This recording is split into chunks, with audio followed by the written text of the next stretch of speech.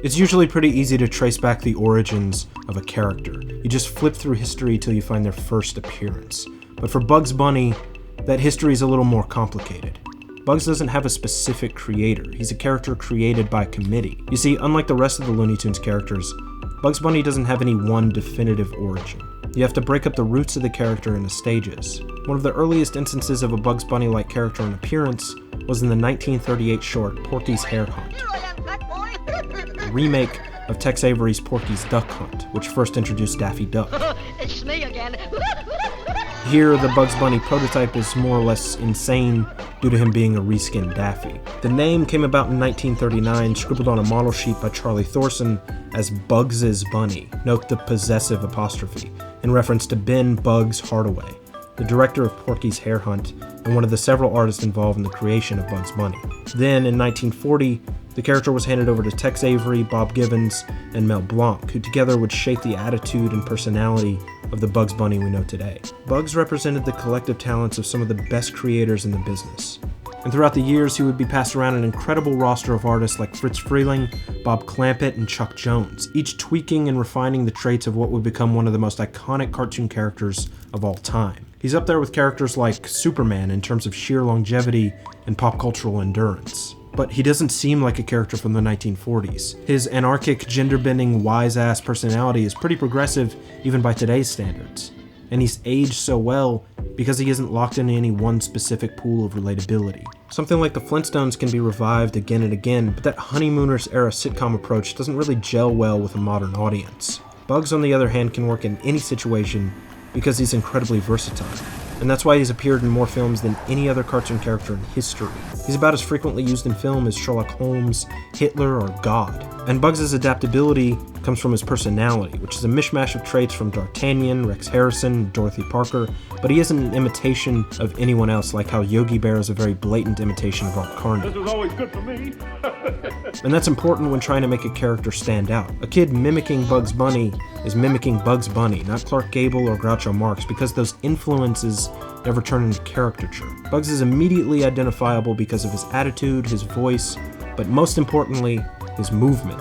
Characters don't move like Bugs Bunny. Well, shut my mouth and call me Cold Tone if it ain't the little old sound. There's very little expression in modern animation of the same budgetary tier as Looney Tunes. Hands at the waist, feet together, static posing. And there are a lot of limiting factors to blame for that. Certain character designs don't even allow for that sort of dynamic expression, but it's that movement that really brings out the personality. Now, to define character animation, you have to go to the Three Little Pigs, which was the first cartoon that was made, and it was made in 1933, in which three characters that looked alike acted differently.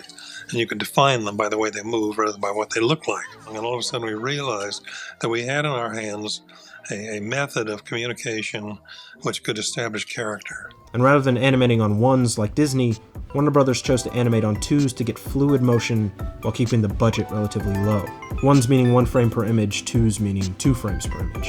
Animating on twos makes the images less smooth but snappier, which benefits that fast-paced slapstick-style comedy.